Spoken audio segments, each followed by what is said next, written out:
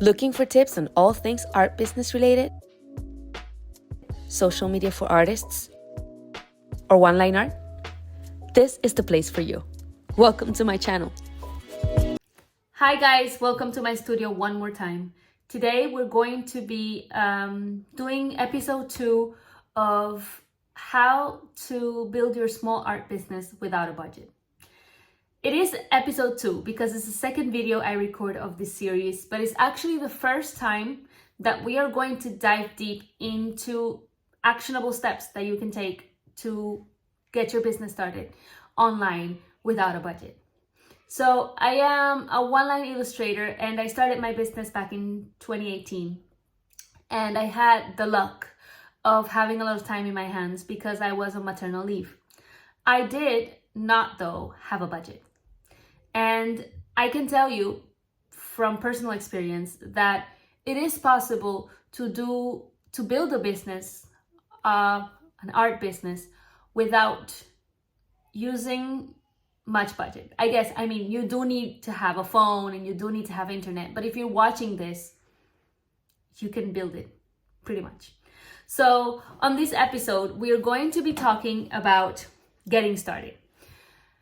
If you haven't seen the first episode before I actually get started, please watch it. It's kind of like a preamble to this one, and it has important information on a tool that has recently become free. It was actually a tool I did not have back in the day, and it was actually the first tool I paid for once I started making money with my business.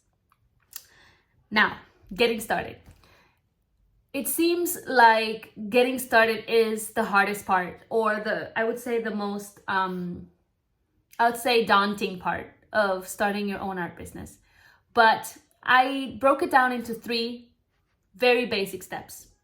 And I didn't do those steps consciously. I did them very naturally. And because I had a lot of support from my surroundings, from my husband, I did have it easy. But if you can do these 3 steps, you would be well underway to getting your small art business started. So the first step is making your intentions known. You can't start lukewarm. If you're looking to make a living out of this, if you're looking to turn your life around and be a full-time artist like I am right now, you need to decide very clearly that you want to get started or not. Once you do so, come up with all the things you need to come up for a business seriously. Like, come up with a name. What do you want to use? You want to use your real name. In my case, I do use mine. Or do you want to have a nickname? Like a friend of mine who actually has Ellie Four Eyes as her artist name, let's call it. And so, or Ellie in Marker. And this is just like a fun way to kind of detach yourself a little bit from your business without having to be so, formal about it. So it is a way to kind of be lukewarm, but not really. So come up with a name. Who do you want to be? How do you want to be known as from now on? Think big. You got to think like your business is going to explode in 3 months, in a year, in 5.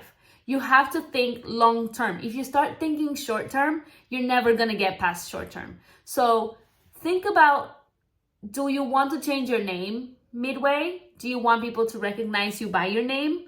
Or do you just want to call your drawings like funny little lines or whatever you want to call it? Do you want it to be a brand name, or you want it to be your name, your brand? That's the first thing. Choose a name. Then once you've chosen a name, open all separate social media accounts for it. Facebook page, Instagram page, all of those things. Why? Well, I strongly recommend that if you do have a lot of personal things in your page, you open a new one. You could also use yours, but it's really good to have those things separate because your business takes, again, an air of formality to it.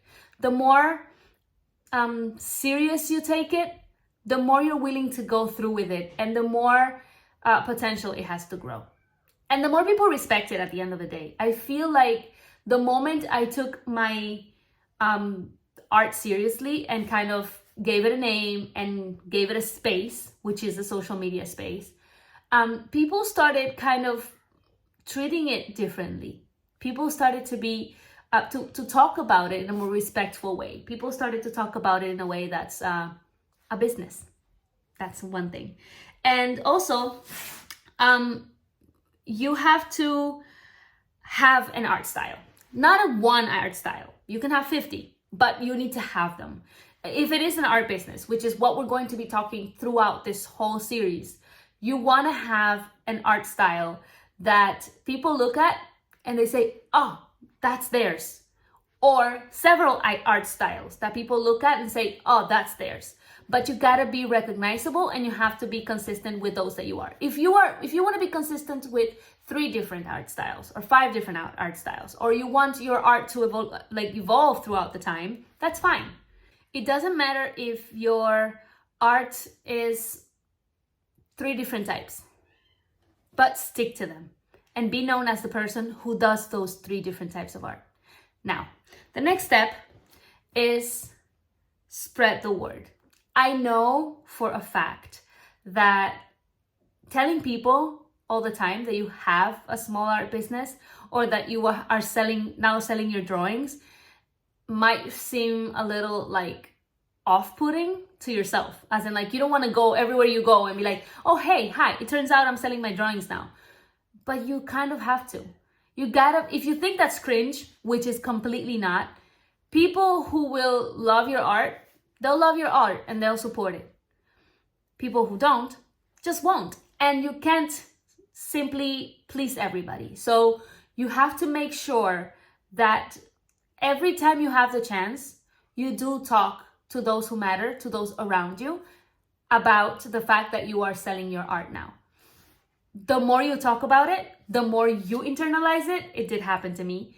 But also the more other people know about it. If you say it once, like, oh, I'm selling my drawings now, or you don't say it at all, people might be like forgetting about it. It's not their art business. They're not going to remember. But the more you kind of just bring that up in conversation, the more you talk about it, the more seriously you take it, and the more you share those news with those people around you, the more the news are going to spread. And believe it or not, the people who actually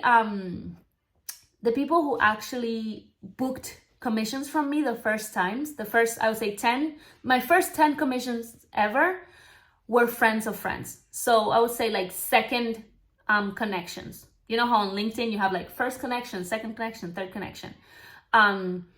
Were either friends of friends or friend of a friend of a friend. So it wasn't that my family was buying my drawings, or it wasn't that my friends were buying my drawings. They were sharing my art. They were being very happy for me.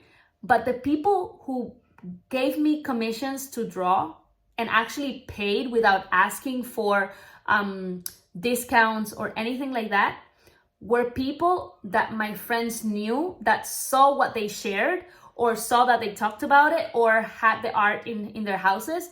And they said, oh, I love that. Who did that? Oh, that was my friend Ata who drew it. Oh, can you give me her contact? I want them to make a drawing for me. And that's how it happened. So the more you talk about it with your loved ones, the more you let your loved ones kind of amplify that voice, I would say the more likely you are to get your first commission. Now, third, but by no means least, is being consistent. It is important to be consistent, like with your art. I think that the more you take that seriously and just put your art out there, not just draw your art, not just do your art on a constant basis, but really use your art and kind of put it out in the world and tell people you own a small art business. The more you do that consistently, the more likely you are to get paid for it. The more likely you are to get commissions, and the more likely you are to start selling paintings. Now, this is a bonus and something that I should have mentioned on the second step, which is spreading the word. You have to give out some freebies, but on your terms. You don't have to give out freebies to people who just come and say, oh, can you give me that for free? No, don't give out freebies to people who ask for it for free. But do use your art as a commodity. People walk into a store and buy art and buy mugs and buy framed things as a gift.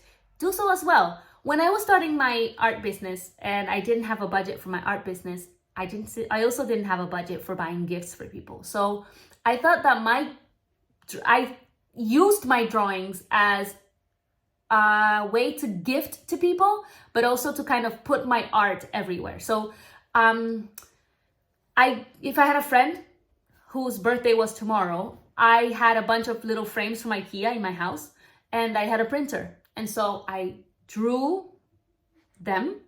I made a portrait, which is actually what I specialize in. I made a portrait. I would print it, put it in a nice frame, and give that to them as a gift. Theoretically, if my commissions or my drawings cost $150, I gave them a $150 gift plus frame plus printing. So that's a nice gift. You have to start treating your work as a commodity and as something that has value. You need to treat your art as something that has value. So not only do you need to spread the word, you kind of also need to spread the art. So go out there, gift your art, put it on shops, tell people, hey, you have a beautiful wall. Can I draw something for that wall?